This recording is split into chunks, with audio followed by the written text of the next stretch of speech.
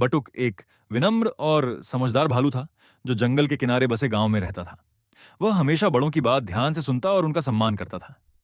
एक दिन उसने देखा कि कुछ बच्चे बुजुर्ग कछुए की बात अनसुनी कर रहे थे। कछुआ उन्हें सुरक्षित रास्ते के बारे में बता रहा था, लेकिन बच्चे हंस रहे थे। बटुक आगे आया और बच्चों को प्यार से समझाया। उसने कहा कि बुजुर्गों का अनुभव हमें गलतियों से बचाता है।